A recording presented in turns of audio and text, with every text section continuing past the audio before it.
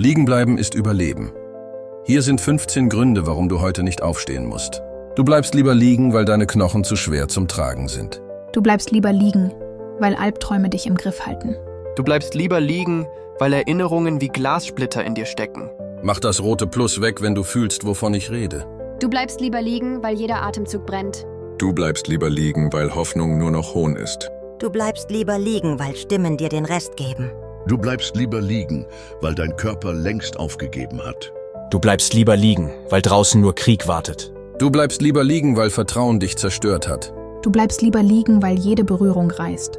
Du bleibst lieber liegen, weil Gedanken dich zerfetzen. Du bleibst lieber liegen, weil Schmerz vertrauter ist als Licht.